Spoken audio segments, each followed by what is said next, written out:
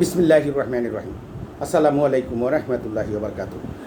প্রিয় ভাই বন্ধু যারা আমাকে সবসময় ফেসবুকে দেখেন, ইউটিউবে দেখেন এবং আমাকে লাইক করেন, কমেন্টস করেন, আপনি যে সকলের প্রতি আমার আন্তরিক শুভেচ্ছা এবং সালাম। আসসালামু আলাইকুম। আমি কিছুক্ষণ আগে একটা ভিডিও প্রকাশ করছি, সেই ভিডিওটারই পরিপূরক হিসেবে মানে তারই একটা অংশ আমি এই ভিডিওটা দিচ্ছি। যদিও আমি সেই ভিডিওতে বলতে পারতাম, কিন্তু ভিডিওর বড় হয়ে যাওয়ার কারণে অনেকেই ধৈর্য ধরে ভিডিওর কথাগুলো শুনে না। তো বলে আর কেউ শুনে না, না শুনে এটা নিয়ে তো আমার কিছু যায় আসে না। কিছু ব্যক্তি তো হয়তো আমাকে অনুসরণ করেন, মানে আমার কথাগুলো শুনেন। তাদের জন্যই বলছি যে অনেক সময় বড় হইলে বিরক্ত হয়ে যান, আর ছোটো হইলে অনেক সময় আলহামদুলিল্লাহ শুনেন। তো আমার একটা কথাও যদি কোনো কারো কাজে লাগে, এটাই আমার সাকসেস, এটাই আল্লাহর কাছে আমার পাওনা। আমি এই ইউসিলে আল্লাহর কাছে আমি হয়তো কিছু পাবো। তো এখন মূল ব্যাপারটা হলো যে আমার প্রশ্ন হলো যে আমরা যে সমস্ত ফেতনা ফাসাদের যুগে আছি এবং আলেম উলামাদের মধ্যে এই যে ইসলাম ধর্মের বিষয় নিয়ে, মানে আমলকৃত বিষয় নিয়ে, আমল নিয়ে, বিভিন্ন বিষয় নিয়ে যে সমস্ত ঝগড়া তর্ক আমরা দেখতেছি, এটা আসলেই আমার কাছে দুঃখজনক এবং আপনাদের কাছে কেমন যা লাগে জানি না। তবে আমার মনে হয় যে এটা করা উচিত না। আমার একটাই প্রশ্ন, আমরা যারা ইসলাম ধর্মকে অনুসরণ করি, যারা আমরা ইসলাম ধর্মের অনুসারী, সোজা কথা ইসলাম ধর্ম মানি, আর ধর্মকে আমরা অনুসরণ করি, আমল করি, আমাদের উদ্দেশ্যটা কী, মানে আমরা কেন ইসলাম ধর্ম পালন করি? আমাকে এই প্রশ্নের জবাবটা দেন। কেন ইসলাম ধর্ম পালন করি? কেন আমল আকিদা মানে আমল করি, ইমান আল্লাহর প্রতি আনি কেন?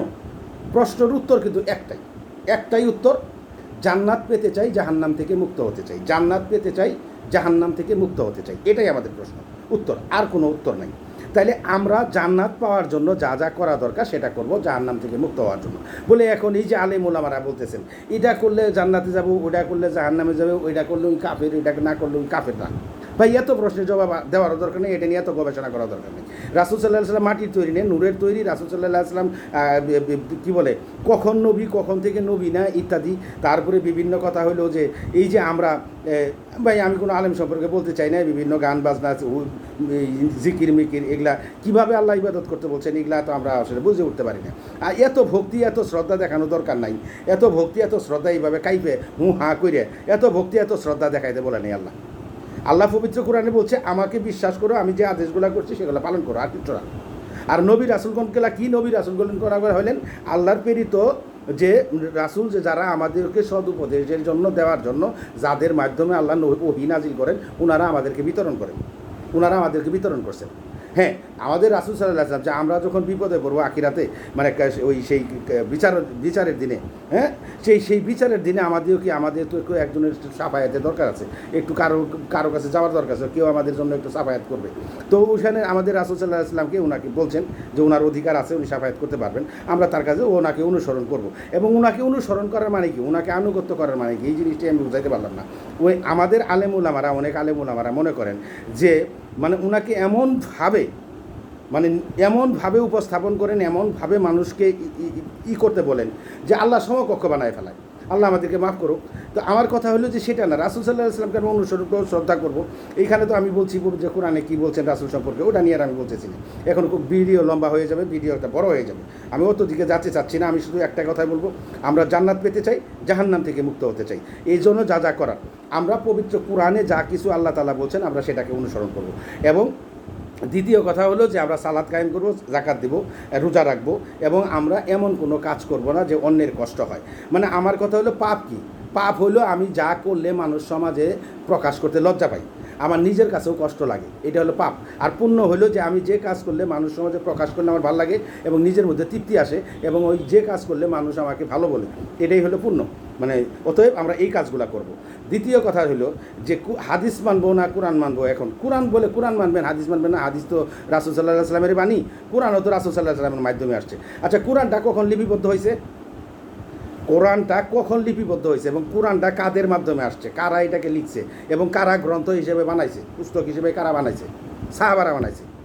আর হাদিস কারা বানাইছে? হাদিস গ্রন্থ হিসেবে কারা বানাইছে? এটা বানাইছে রাসূল সাল্লাল্লাহু আলাইহি ওয়াসাল্লামের মৃত্যু 300 বছর 250 বছর পরে। বলে হাদিস বর্ণনা করছে কারা? তো হাদিসগুলো বর্ণনা করছে রাসূল যে কথাগুলো বলছেন, এটা কেউ শুনে আইছে না, এটা সাহাবারা শুনছে। আচ্ছা, সাহাবারাই শুনলো, যারা গ্রন্থ আকাশে লিখিত আকারে এখন প্রকাশ করলো, এই ব্যক্তিগুলা কি শুনে আসছে? না, তারাও শুনছে 3 জনের মাধ্যমে। ধরেন আবু হুরায়রা রাদিয়াল্লাহু আনহু কথাটা বলছেন, এখন বলছে কার কাছে? আরও 2-3 জনের আগে ওর কাছে ও শুনছে, ওর কাছে ও আনছে। এটা তোমাদের কি কোনো ভুল ভ্রান্তি হতে পারে না? কোনো সমস্যা হতে পারে না? পারে।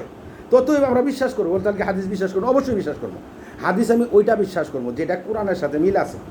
যেমন আল্লাহ বলছে রোজার কথা, যে আমি তোমাদের উপর রোজা ফরজ করছি, তোমাদেরকে এর আগেও উম্মতের কাছে রোজা ফরজ করছিলাম, অতএব তোমরা রোজা তোমাদের উপর ফরজ করা হলো। আর রোজা তোমরা পালন করবা যাতে মুত্তাকি হতে পারো, আল্লাহ ভীতি হতে পারো। হ্যাঁ, তোমরা অতএব তোমরা রোজা করো। এখন রোজার ব্যাপারে আমার কিছু প্রশ্ন আছে, যে রোজার ব্যাপারে অনেক সময় যে আমরা কোন সময় খাবো, তবে যদিও আল্লাহ তাআলা পবিত্র কোরআনে বিস্তারিত বলে দিয়েছেন, আমরা কখন সেহরি খাবো, কখন ইফতারি করবো, কী করবো, সময়টা আমায় বলে দিয়েছেন।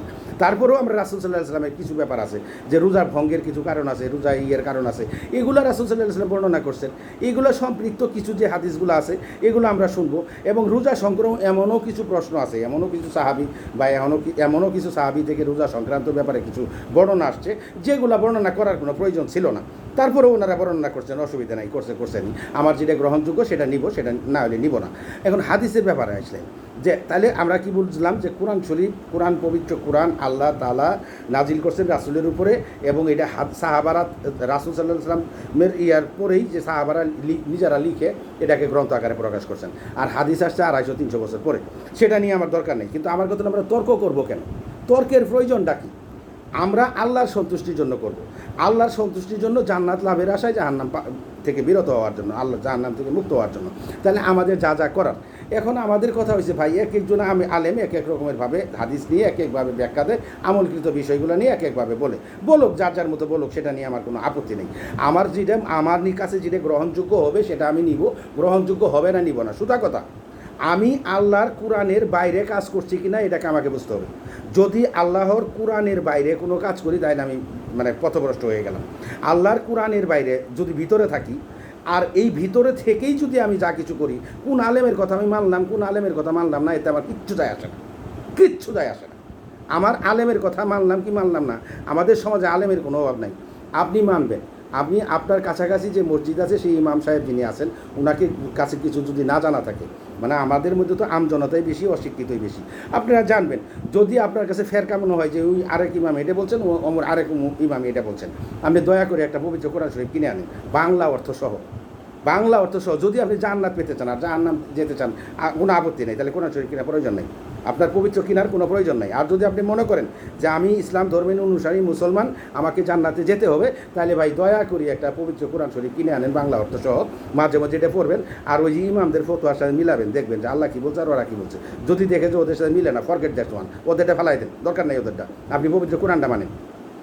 আর দ্বিতীয় কথা যেটা আমি বলছি, যে আমরা যে কোরআন মানবো, কোরআন অনুযায়ী চলবো, এটা হলো বড় কথা। আমাদের কে কী বললো কুনিয়া, যেমন ধরেন এই যে আমাদের এখন কিছু আলেমের অনুসারী আছে, যাদের ওই আলেমের বিরুদ্ধে যখন আরেক আলেম বলে, তখন এটাকে তারা সহি করার জন্য, এটাকে ঢালাওভাবে সমাজে প্রতিষ্ঠা করার জন্য, তার হুজুরি ঠিক, এই কথাটা প্রমাণ করার জন্য সে কী কাজ করে, ওই হুজুরের কিছু কথা, এই হুজুরের কিছু কথা আইনি মিডিয়াতে প্রকাশ করে গীবত করে। আপনি কি জানেন যে গীবত কি? আপনি যে আপনার আলেমকে আপনি সহি হিসেবে প্রমাণ করার জন্য, আপনার আলেমকে শুদ্ধ হিসেবে প্রমাণ করার জন্য আরেক আলেম সম্পর্কে আইনি যে আপনি যে এখানে মিথ্যা প্রচার করতেছেন, আপনি যে গীবত করতেছেন, আপনি কি জানেন যে আপনি কোথায় যাবেন? আপনি কি জান্নাত পাওয়ার আশা করতেছেন নাকি টাকা কামানোর জন্য করতেছেন? যদি টাকা কামানোর জন্য করেন, আমার তো কোনো আপত্তি নাই, আপনি তো দুনিয়া পাওয়ার আশা করতেছেন।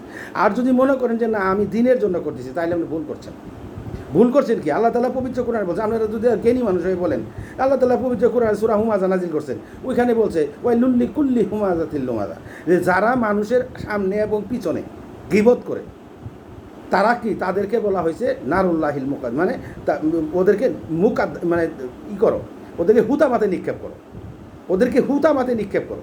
এবং ওদেরকে হুতামাতে নিক্ষেপ করা হবে। তো হুতামি হলে এটা প্রজ্বলিত অগ্নি।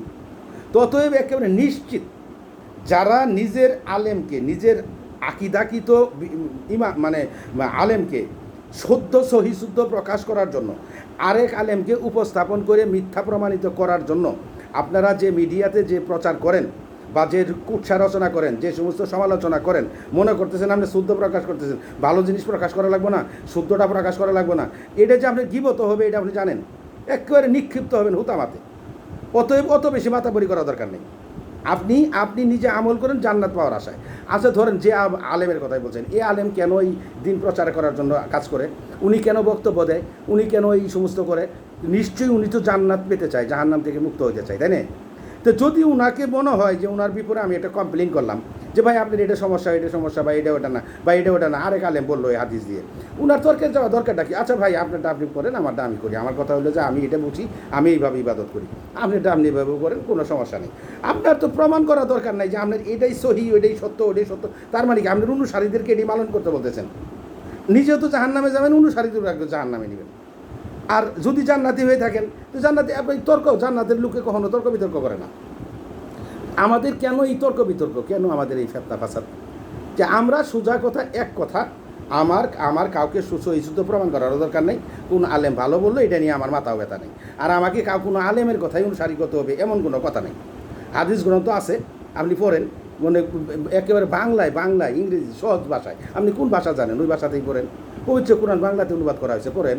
আপনি নিজেও একটু বুঝে অনুযায়ী আমল করেন। আমার কথা হলো ভাই, ফেতনা ফাসাদে যায়েন না, কাউকে প্রমাণ করতে যায়েন না যে মুখ সহি মুখিয়া। এই যে কিছু আলেমের অনুসারী আছে, এটা ঠিক না, ঠিক ভাই, যে ঠিক বললেন আপনি জানেন, ওটা যে ভুল যদি হয় জাহান্নাম, কিনারে জাহান্নামের গালিতে। অতএব আল্লাহ আমাদেরকে বুঝদান করুক, আমরা অযথা একজনকে সহি প্রমাণ করতে যাই, আরেকজনের ভিতরে গীবত না করি। আমি মিডিয়াতে দেখে আমি মাঝে মধ্যে কষ্ট পাই। একটাই কথা, আমরা ইবাদত করবো আল্লাহ সন্তুষ্টির জন্য, জান্নাত পাওয়ার আশায়, জাহান্নাম থেকে মুক্ত হওয়ার জন্য।